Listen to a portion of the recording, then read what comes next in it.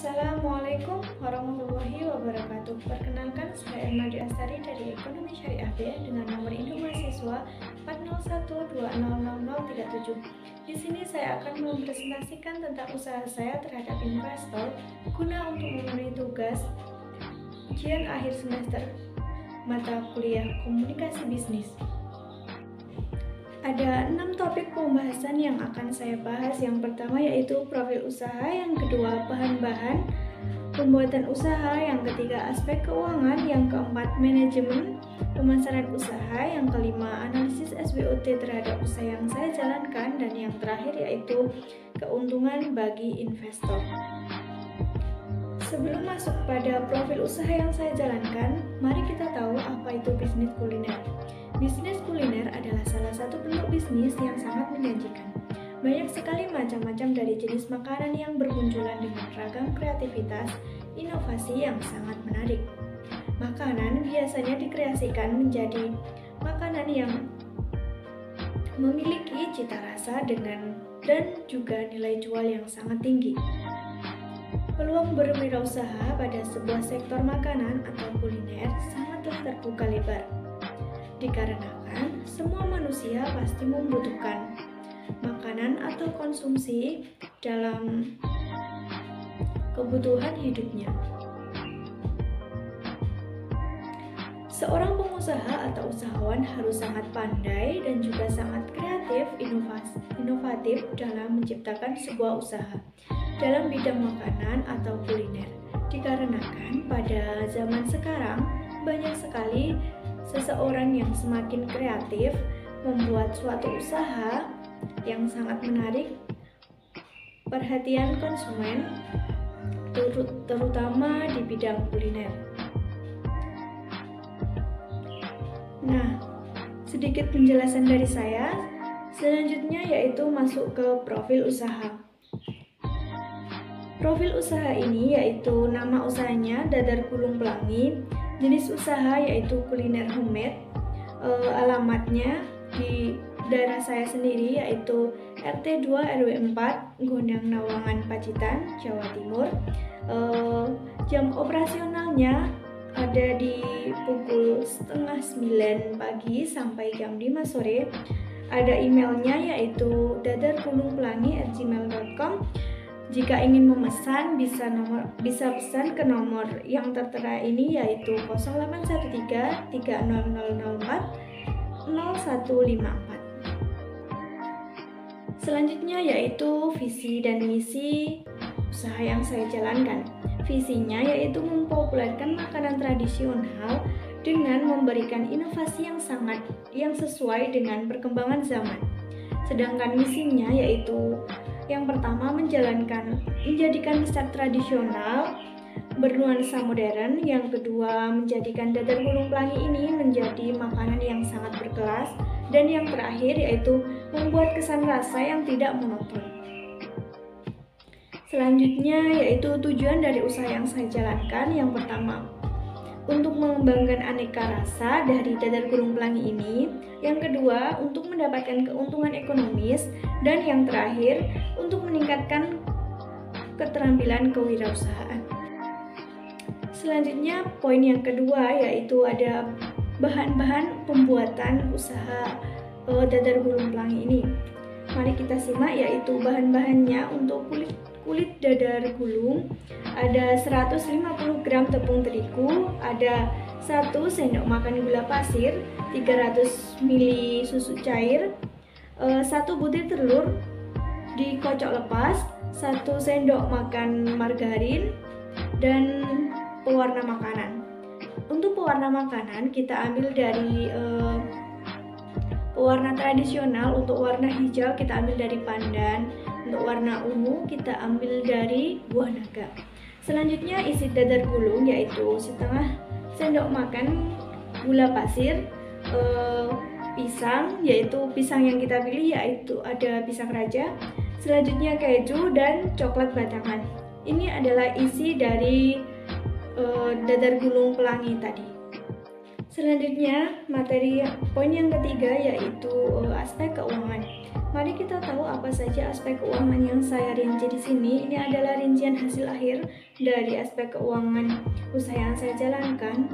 Ada harga jual per buah yaitu 2.500. Jika kita hitung jangka waktu modal awal kembali pada total biaya produksi sama dengan biaya produksi ditambah biaya operasional. Dari rincian semuanya, biaya produksi di total menjadi 32.070.000 per tahun, ditambah biaya operasionalnya yaitu 1.920.000 per tahun. Jadi totalnya ada 39.990.000 per tahun. Selanjutnya keuntungan dari usaha yang saya jalankan ini yaitu bisa dihitung dengan cara total pendapatan dikurangi total biaya produksi. Ada 49.500 dikurangi dengan biaya produksi tadi yaitu 33.990.000 rupiah, dengan hasil akhir 1.292.500 per bulan. Selanjutnya yaitu risiko, hambatan, dan tindakan alternatif. Risiko dan hambatan, selain memiliki peluang usaha, kami juga memiliki risiko yang harus dihadapi dan dicari solusinya. Berikut beberapa risiko yang mungkin akan saya hadapi adalah: yang pertama, adanya persaingan semakin kesini semakin banyak makanan yang dikreasikan dan dimodifikasi dari aslinya, sehingga banyak konsumen juga akan meniru produk-produk seperti itu. Atau bisa jadi pesaing dapat menjiplak hasil produk yang dibuat secara mentah. 2. Daya tahan produk dadar gulung ini tidak memiliki sifat tahan lama, maka produk ini hanya bisa bertahan 1-2 hari di suhu ruangan dan 3 hari di dalam kulkas. Produk yang kami hasilkan ini tidak menggunakan bahan pengawet, maka dari itu tidak memiliki ketahanan yang cukup lama. Produk yang kami hasilkan tidak tahan lama dikarenakan ada salah satu bahan yang digunakan yaitu santan atau karam. Yang ketiga yaitu harga bahan baku yang tidak stabil.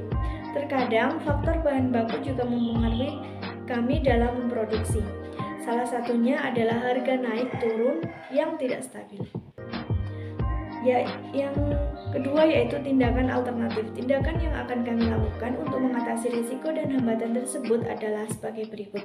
Yang pertama, adanya persaingan usaha yang kami lakukan ini untuk menarik konsumen adalah dengan melakukan sebuah promosi secara berkeseimbangan serta membuat produk ini dengan tampilan atau model yang lebih baik, menarik dengan menggunakan berbagai warna yang sesuai dengan selera konsumen.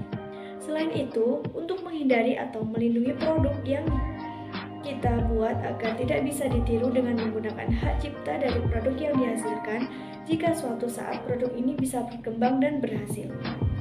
Yang kedua, daya tahan produk.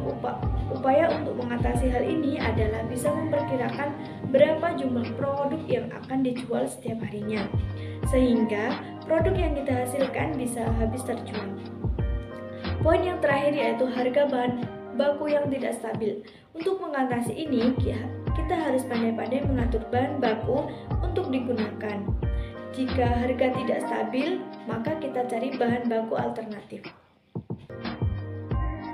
Poin yang keempat yaitu tentang manajemen pemasaran usaha yang saya jalankan, yaitu menggunakan 3 tipe pemasaran usaha. Yang pertama yaitu pada media sosial, bisa WhatsApp, Instagram, Line, dan Facebook, bisa jadi TikTok, dan aplikasi yang lainnya. Yang kedua yaitu marketplace. Yang ketiga pemasaran online. Kalau pemasaran online ini saya jalankan di pasar dekat rumah saya atau di kios-kios dekat rumah saya yang saya titipkan untuk penjualan usaha makanan ini. Untuk target pasar usaha ini yaitu semua kalangan, baik wanita maupun laki-laki, baik dewasa, anak-anak maupun remaja. Tidak dibatasi karena makanan ringan ini tidak mengandung bahan pengawet yang dapat merusak organ tubuh ataupun menyebabkan batuk atau lain sebagainya. Masuk poin yang kelima, yaitu analisa SWOT. Untuk meyakinkan bahwa makanan yang akan saya jual ini dapat disukai masyarakat umum, maka saya melakukan analisa terhadap produk yang akan saya jual dengan cara menerapkan analisa SWOT sebagai berikut. Yang pertama ada strength atau kekuatan, yaitu harga jual yang cocok untuk semua kalangan, rasa yang lezat, produk tidak pasaran, dan rasa dan tampilan produk mengikuti zaman. Yang kedua ada weakness atau kelemahan. Produk ini tidak tahan lama karena tanpa bahan pengawet. Yang kedua, belum banyak diketahui masyarakat karena minimnya informasi yang beredar. Yang ketiga yaitu opportunities atau peluang. Produk baru atau inovasi masih jarang di pasaran. Yang kedua, jenis makanan yang sangat digemari oleh masyarakat. Dan yang terakhir yaitu threat atau tantangan, pemasaran produk yang kurang strategis. Selanjutnya yaitu poin terakhir, ada keuntungan bagi investor. Ada 6 keuntungan bagi investor jika investor mau membantu usaha yang saya jalankan, yaitu yang pertama sebagai passive income, yang kedua mendapatkan imbal balik, yang ketiga menambah wawasan tentang bisnis, yang keempat menambah perilaku konsumtif dan impulsif buying, yang keempat yang kelima menghindari risiko, dan yang terakhir persiapan masa depan. Sekian presentasi dari saya. Jika ada kurangnya dalam pembahasan maupun pengucapan materi ataupun penulisan dalam PPT ini, saya pribadi mohon maaf yang sebesar-besarnya. Billahi taufiq wal hidayah. Wassalamualaikum warahmatullahi wabarakatuh.